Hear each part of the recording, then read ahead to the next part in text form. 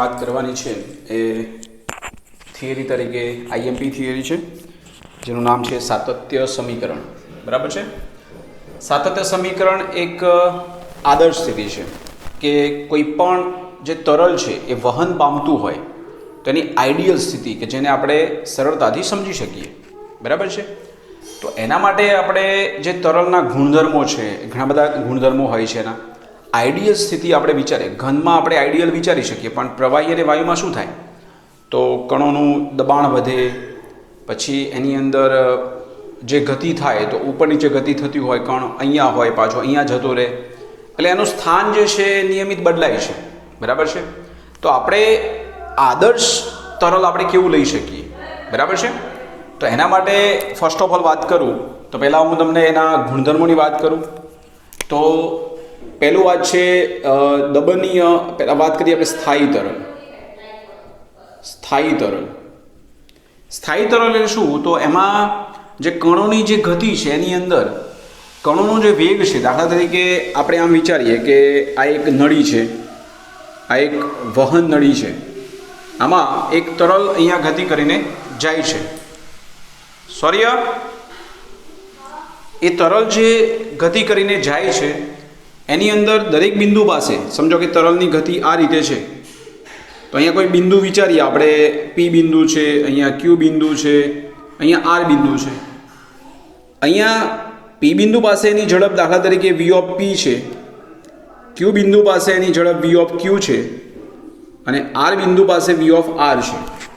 હા, એવું બની શકે કે પી બિંદુ પાસે, ક્યુ બિંદુ પાસે અને આર બિંદુ પાસે દરેક બિંદુ પાસે ઝડપ જુદી જુદી હોય, નો ડાઉટ. પણ તમે એક જ્યારે અવલોકન કર્યું તો પી બિંદુ પાસેની ઝડપ દાખલા કે 2 મીટર પર સેકન્ડ છે, અહીંયા એની ઝડપ 3 મીટર પર સેકન્ડ છે, અહીંયા એની ઝડપ 4 મીટર પર સેકન્ડ છે. તો તમે 1 કલાક પછી રીડિંગ કરો કે 2 મિનિટ પછી રીડિંગ કરો તો જે તે બિંદુ પાસે એની ઝડપ ના બદલાવી જોઈએ. દરેક બિંદુ પાસે જુદી જુદી ચાલશે, પણ પર્ટિક્યુલર જે તે બિંદુ પાસે એની ઝડપ ન બદલાતી હોય તો એ તરલ સ્થાયી તરલ કહેવાય. તો અસ્થાયી તમને ખબર પડી ગઈ. આ સ્થાયી એટલે આદર્શ સ્થિતિ થઈ. અસ્થાયીમાં પી બિંદુ પાસે ઝડપ એની 2 મીટર પર સેકન્ડ હતી, પછી બીજી વાર રીડિંગ કર્યું તો એની ઝડપ 2.5 થઈ ગઈ હતી, કાં તો 3 થઈ ગઈ હતી, કાં તો 1.5 થઈ ગઈ હતી, તો એ તરલ અસ્થાયી કહેવાય. તો આપણે આદર્શ કયું બોલાય? સ્થાયી તરલ લઈશું આપણે, અસ્થાયી નહીં લઈએ. એટલે આપણે સ્થાયી તરલને પસંદ કરીશું. બીજું એક તરલ આવે મિત્રો, પ્રક્ષુબ્ધ વહન. પ્રક્ષુબ્ધ એટલે એમાં કેવું કે ફેરફારો બહુ ઝડપથી થાય. એટલે અહીંયા 2 કિલોમીટર પર અવર કે 2 મીટર પર સેકન્ડ ઝડપ છે અને એની 2.5 થઈ ગઈ તો ફેરફાર નાનો કહેવાય, તો અસ્થાયી તરલ કહેવાય. પણ સમજો કે 2ની જગ્યાએ એની ઝડપ 50 થઈ જાય તો એ તો ફેરફાર બહુ મોટો થઈ ગયો. દાખલા તરીકે દરિયા કિનારે તમે ઊભા હો અને દરિયામાં જે પાણીની ગતિ છે બહુ ધીમી હોય અને એકાએક મોટું મોજું આવી ગયું તો એની ઝડપ બહુ જ વધી ગઈ ઝડપથી. તો એવું જે વહન છે મિત્રો, એમાં બીજો એક પ્રકાર છે પ્રક્ષુબ્ધ વહન.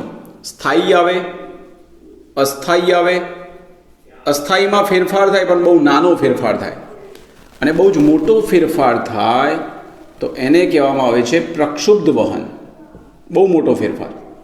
તો આપણે આને પસંદ કરીશું. કયા તરલને? આદર્શ સ્થિતિ આપણે સાતત્ય સમીકરણ સમજવા માટે સ્થાયી તરલને પસંદ કરીશું. બીજું મિત્રો, એમાં બીજા જે તરલની વાતો કરું તો એમાં એવું આવશે કે દબનીય તરલ અને બીજું આવે અદબનીય તરલ. દબનીય તરલ એટલે એમાં ઘનતા બદલાય. દબનીય એટલે મીન્સ એમાં વોલ્યુમ બદલાતું જાય. બરાબર છે. એટલે એમાં ઘનતા બદલાશે. અદબનીય એટલે કણોની સાઇઝમાં ફેરફાર નહીં થતો, કણો નજીક નથી જતા કે દૂર નથી જતા રહેતા.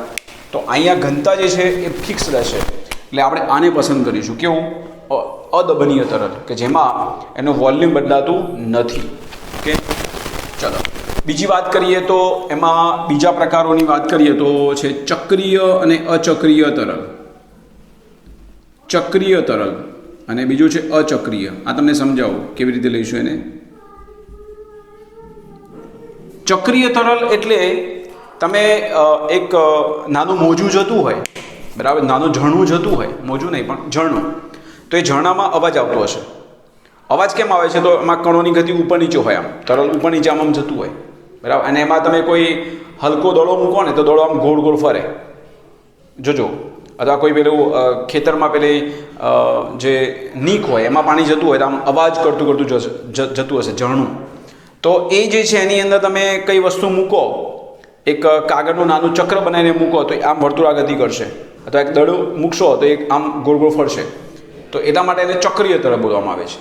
પણ એ તરલ સમજો કે આપણે એકદમ ધીમે રહીને પાણી જતું હોય, સ્લો એકદમ, તેમાં અવાજ નહીં આવતો હોય, એને આમ એકદમ પેરલ, ખબર બી નહીં પડે કે ઉપર જાય છે, એમાં તમે કોઈ વસ્તુ મૂકો તો એકદમ સ્ટેબલ જશે.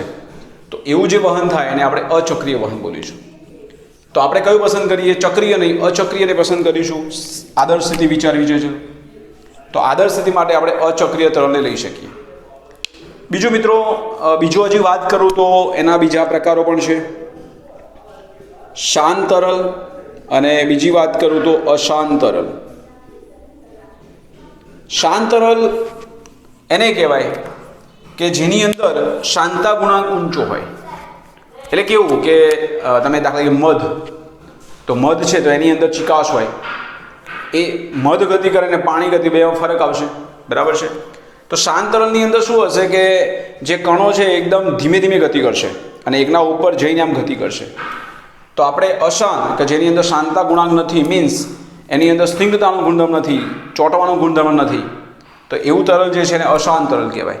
તો આપણે કયું પસંદ કરીશું? શાંત તરલ, કે જેની અંદર શાંતતાનો ગુણધર્મ હોય, તો એકબીજા ઉપર આમ પકડીને ચાલશે, બરાબર છે. તો આ બધા એના પ્રકારો છે. એમાં આપણે પસંદ કરીશું કયું? સ્થાયી તરલ, બરાબર છે. આ બે નહીં લઈએ આપણે. અચક્રીય તરલ, અદબનીય તરલ અને શાંત તરલને આપણે પસંદ કરીશું, જે આપણી આદર્શ સ્થિતિ થશે તરલ માટે. તો એના અનુસંધાનમાં આપણે સાતત્ય સમીકરણની વાત કરીશું. એમાં લખ્યું છે કે ધારારેખી વહન. તો ધારારેખી વહન કોને કહેવાય? સમજી લેજો. તો જે તરલ સ્થાયી હોય, અચક્રીય હોય અને અદબનીય હોય. અચક્રીય, અદબનીય અને સ્થાયી તરલ જો આવતું હોય તો એને ધારારેખી વહન બોલીશું. એટલે નોટ કરજો, આવો મુદ્દો તમને આપેલો છે કે ધારારેખી વહન કોને કહેવાય. તો ધારારેખી વહન થવા માટે જે તરલ છે એ તરલના ગુણધર્મોની વાત કરીએ તો એ તરલ કેવું હોવું જોઈએ? સ્થાયી તરલ હોવું જોઈએ. પછી વાત કરીએ તો અચક્રીય હોવું જોઈએ, અચક્રીય, અદબનીય, બરાબર છે. આવું તરલ જો બને તો એને આપણે ધારારેખી વહન આપણે બનાવી શકીએ. એ આદર્શ સ્થિતિ છે. આદર્શ સ્થિતિમાં કેવું કે પેરેલલ ગતિ કરે, આમ એકબીજાને પેરેલલ ગતિ થાય. એટલે સમજો કે આ તરલ છે આમ ગતિ કરે છે, તો અહીંયા રહેલો કણ છે સીધો જ ગતિ કરે આમ, અહીંયા રહેલો કોઈ કણ છે તો આ રીતે સીધી દિશામાં ગતિ કરે. આ કણ એમ ક્રોસ ના થાય એકબીજાને. તો આદર્શ સ્થિતિ વિચારી, આવું થાય નહીં, કારણ કે તરલ તો ઉપર નીચે કણ ઉપર નીચે આવતા રહેવાના. તો આદર્શ સ્થિતિ આ રીતે બનશે કે કણ અહીંયા ગતિ કરે છે તો એની જે ઊંચાઈ છે એ પ્રમાણે જ ગતિ કરશે, આ એ પ્રમાણે જ ગતિ કરશે. તો આ જે વહન થાય એને ધારારેખી વહન થાય. વ્યવહારમાં આ બનાવવું મુશ્કેલ કામ છે, આપણે એક આદર્શ સ્થિતિ તરીકે એને લઈ શકીએ છીએ, બરાબર છે. તો આપણે સાતત્ય સમીકરણની ચર્ચા કરીએ. નેક્સ્ટ, આ એક સમજૂતી હતી કે ધારારેખી વહન કોને કહેવાય એના માટેની, એના પર તમને આઈડિયા આવશે.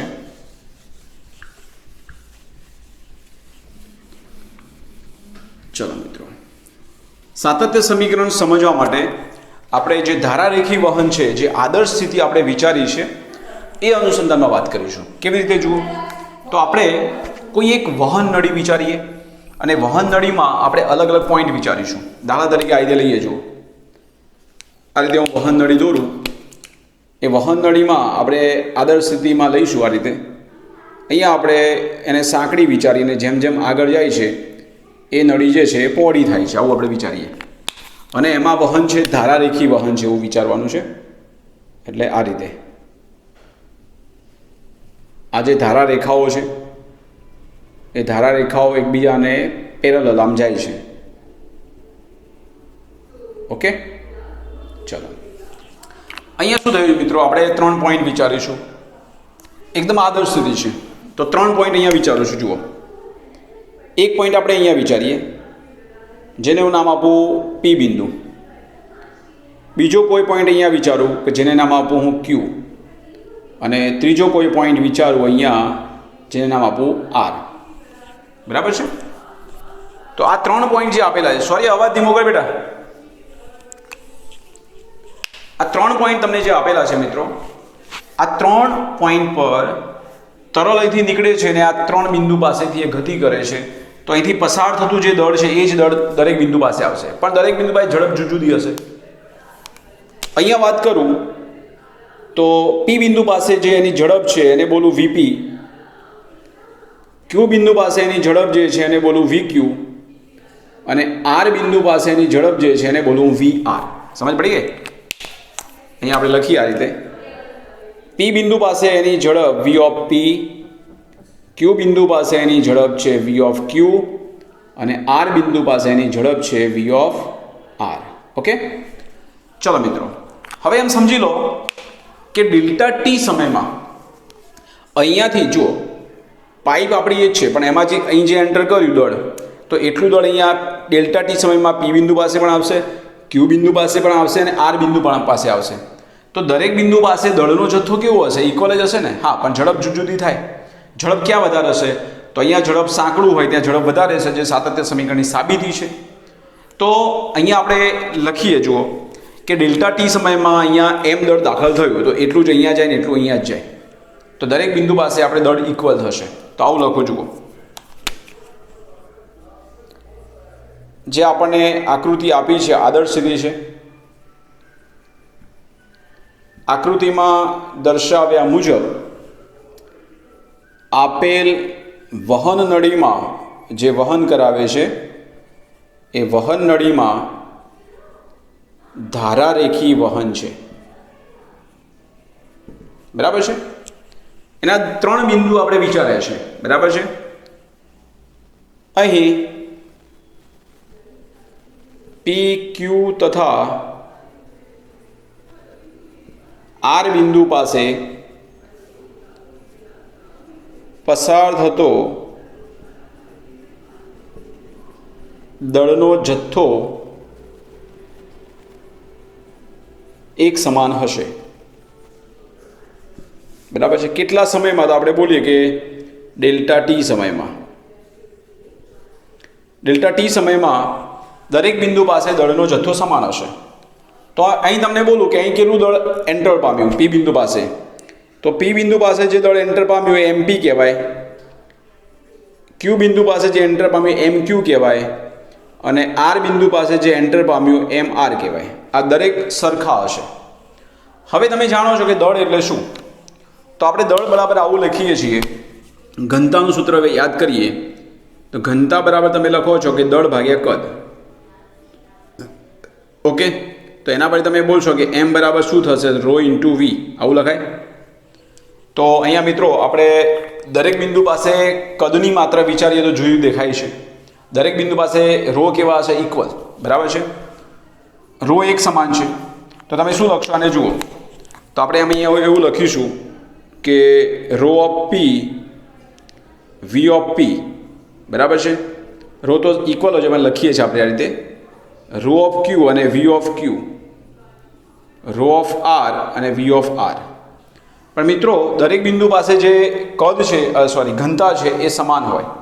એટલે આપણે લખીએ અહીંયા વી ઓફ, દરેક બિંદુ પાસે ઘનતાનું મૂલ્ય એક સમાન આવશે. દરેક બિંદુ પાસે દ્રવ્ય તો એક જ છે ને, એટલે ઘનતા તો ક્યાંથી બદલાશે?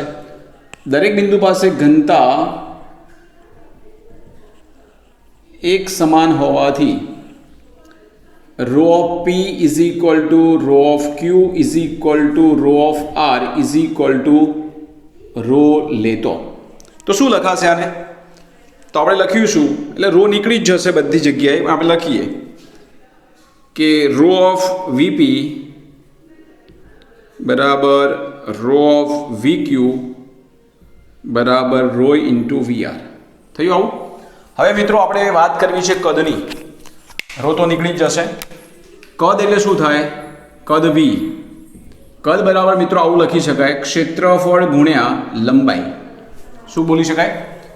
ક્ષેત્રફળ ગુણ્યા લંબાઈ બોલાય. ઓકે, હવે ક્ષેત્રફળ, તો ક્ષેત્રફળની વાત કરું તો ક્ષેત્રફળ દરેક જગ્યાએ જુદું જુદું આવશે. અહીંયા ડેલ્ટા ટી સમયમાં આટલું કાપ્યું, એને અહીંયા આટલું કાપ્યું, અહીંયા આટલું કાપ્યું, અલગ અલગ એક આવશે ક્ષેત્રફળ, અને દરેક જગ્યાએ લંબાઈ પણ જુદી જુદી આવશે.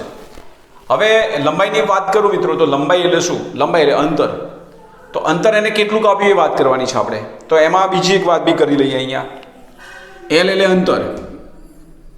અહીં આપણે એલની વાત કરું, અંતર બરાબર શું થાય? એલ ફોર અંતર. અંતર બરાબર વેગ ગુણ્યા સમય થાય. સમય આપણે કેટલો વિચાર્યો છે? તો સૂક્ષ્મ સમય વિચાર્યો, ડેલ્ટા ટી સમય. તો અહીંયા ટીની જગ્યાએ આપણે ડેલ્ટા ટી, એટલે એલ બરાબર આપણે શું લઈશું?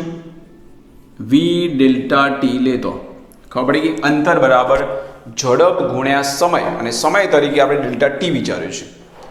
તો ધેરફોર કદ શું આવશે? તો કદ બરાબર આવશે ક્ષેત્રફળ into V into delta T. આ કદ છે. કદ એટલે ક્ષેત્રફળ ગુણ્યા લંબાઈ, ત્રિપરિમાણ થાય. કદ અંતરની જગ્યાએ શું બોલે આપણે? ઝડપ ગુણ્યા સમય. ઝડપ ગુણ્યા સમય એટલે આવું લખાશે.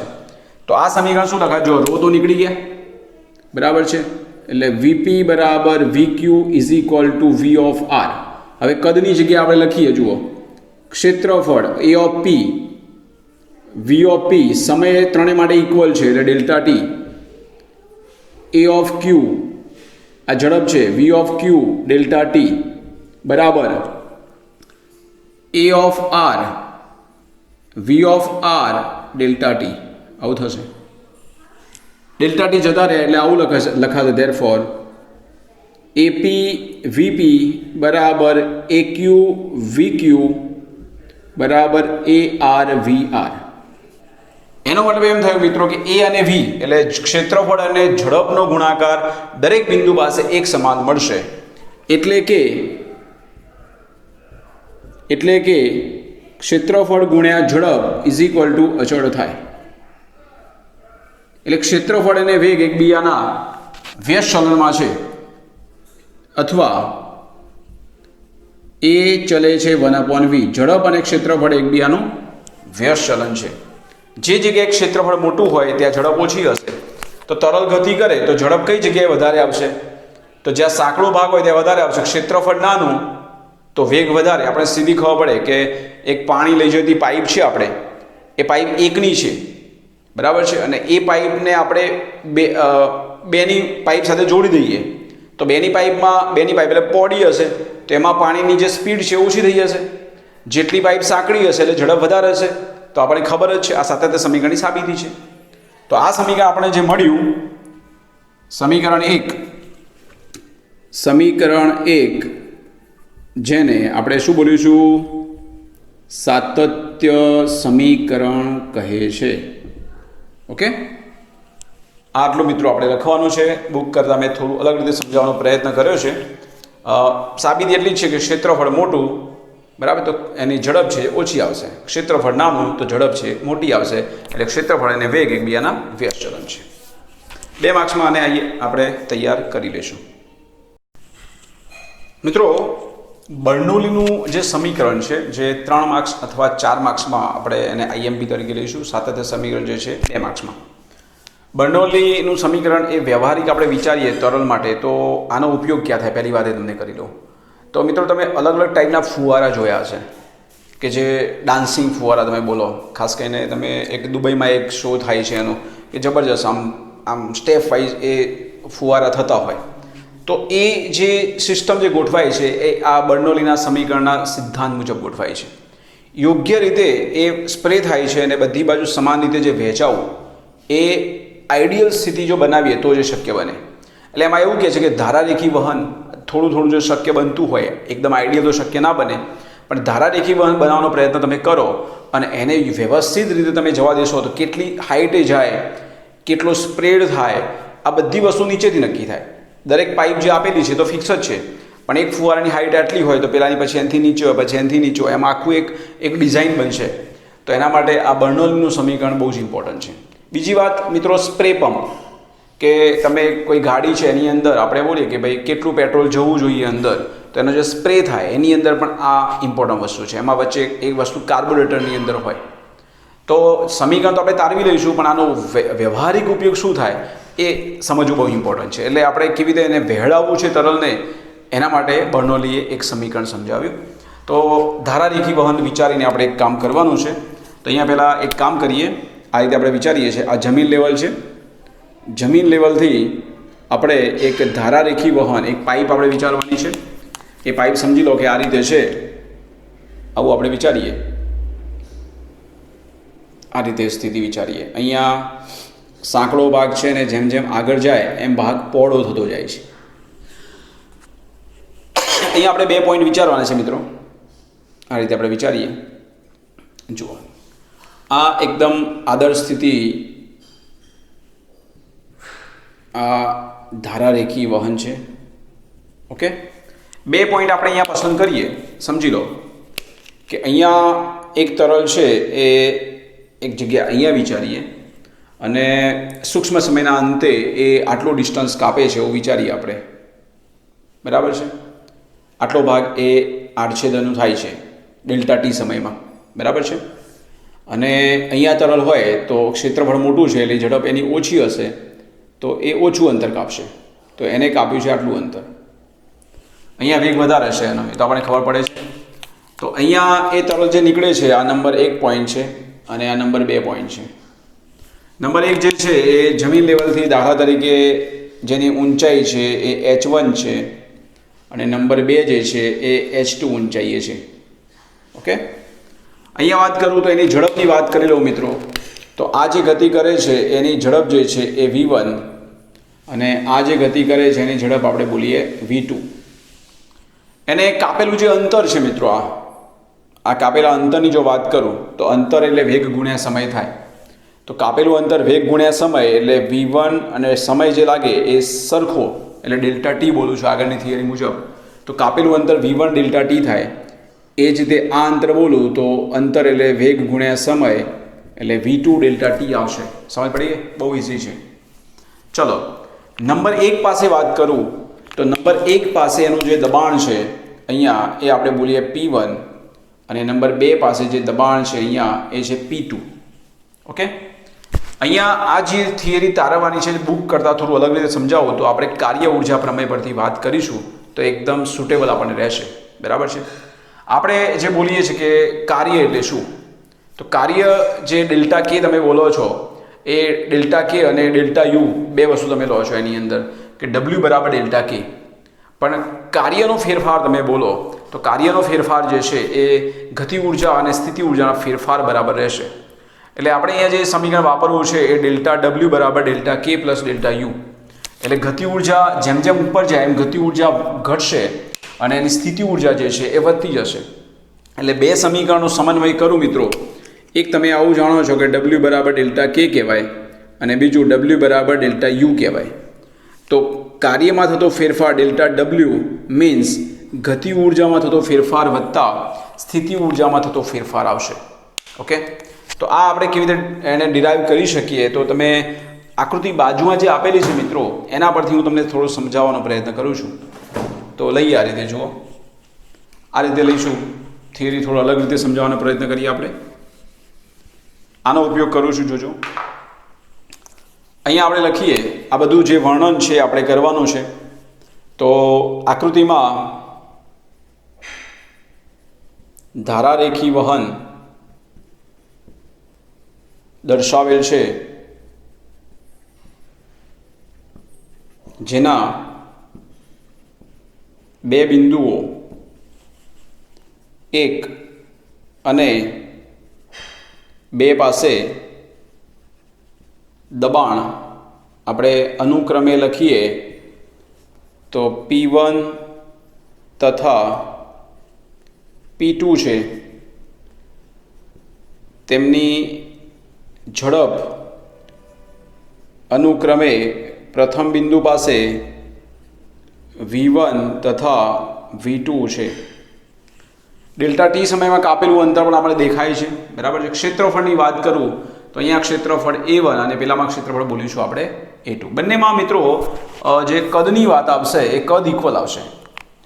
અહીંયા આંતરેલું કદ અને બીજી બાજુ આંતરેલું કદ બંનેમાં સેમ આવશે. હા, ક્ષેત્રફળ અને અંતર જુદું જુદું હશે પણ કદ તો સેમ જ આવશે. કેમ કે એની અંદર અહીંયા ઝડપ વધારે અહીંયા ઓછી છે તો એની સાપેક્ષે મોટું છે ને તો દળ તો સેમ આવે, દળ સેમ આવે એટલે અહીંયા કદ પણ સેમ આવશે. ઓકે, કારણ કે દળ ઇક્વલ છે તો દળ એટલે શું, તો ઘનતા બરાબર તમે લખો છો કે દળ ભાગ્યા કદ. તો રો નથી બદલાતા, દળ નથી બદલાતું, તો ઘનતા અરે કદ પણ ના બદલાય. તો બંને બિંદુ પાસે જે સૂક્ષ્મ કદ છે એ લખી દઉં. અહીં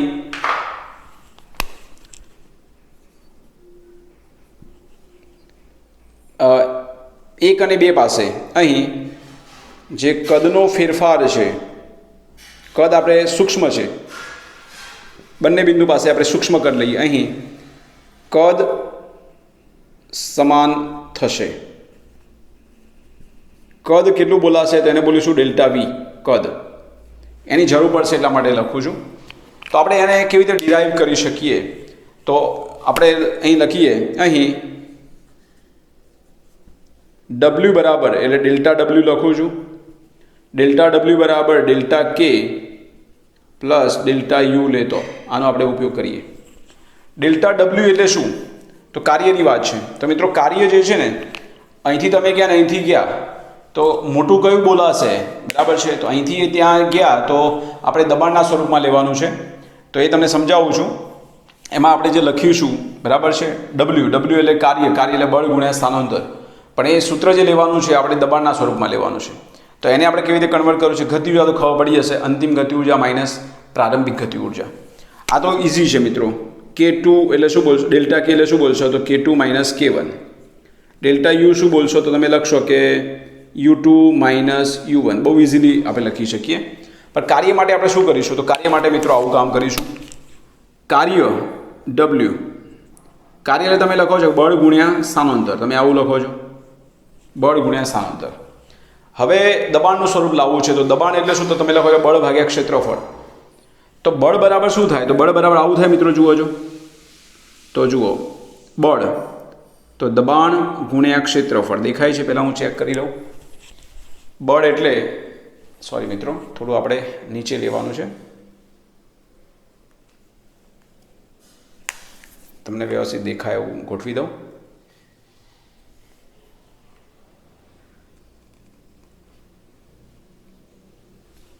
ઓકે બરાબર છે ને. ઓકે ચાલો અહીંયા આપણે લખ્યું કે બળ એટલે દબાણ ગુણ્યા ક્ષેત્રફળ, બરાબર છે. અને અહીંયા એલ જે છે મિત્રો, બરાબર છે, એને આપણે શું લખીશું, તો ચાલો અહીંયા આપણે એલ ના એલ રાખો, વાંધો નહીં. ક્ષેત્રફળ ગુણ્યા લંબાઈ શું થાય તમને સમજાવી દઉં મેં. આ ખબર પડી કે ને, બળ એટલે દબાણ ગુણ્યા ક્ષેત્રફળ. ક્ષેત્રફળ ગુણ્યા લંબાઈ એને કદ બોલાય, ખબર છે ને. તો આપણે અહીંયા લખી શકીએ, જુઓ પી અને એલ આવશે, આને બોલીશું આપણે ડેલ્ટા વી, કારણ કે કદ તરીકે મેં ડેલ્ટા વી લખ્યું છે. તો ક્ષેત્રફળ ગુણ્યા લંબાઈ એટલે કદ આવે પણ નાનો ફેરફાર છે એટલે ડેલ્ટા વી બોલીશું. આનો આપણે ઉપયોગ કરવાનો છે મિત્રો. તો ડબલ્યુ, તો W2 માઇનસ W1 નહીં લખીએ. કેમ કે P1 એ P2 કરતાં મોટા છે. અહીંયા દબાણ વધારે હશે કારણ કે સાઈઝ નાની છે નહીં.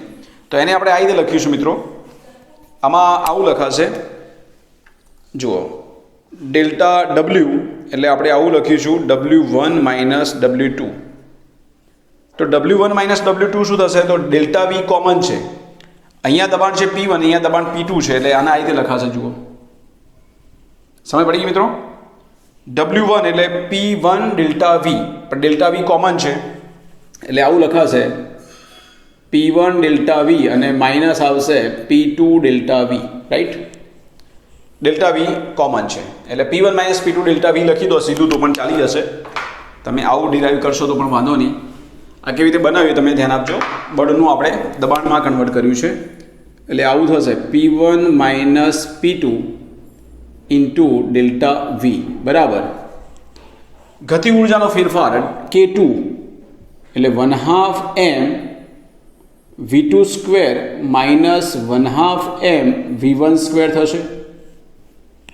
સ્થિતિ ઉર્જા એટલે mgh, તો એનો મતલબ થશે પ્લસ mgh2 માઇનસ mgh1 આવું થશે. ચલો h1 h2 તો લખેલા જ છે. એમાં મિત્રો થોડુંક સાદુરૂપ એવું આપવાનું છે, દળનું થોડું સાદુરૂપ આપીશું આપણે. આને પહેલાં આ રીતે લખી દઉં. જુઓ દળ એટલે શું, તો જુઓ અહીંયા દળ બરાબર આપણે આવું લખીએ. દળને આપણે બહાર લઈને કામ કરીએ તો પણ ચાલશે, બરાબર છે. આવું લખી દો પહેલાં.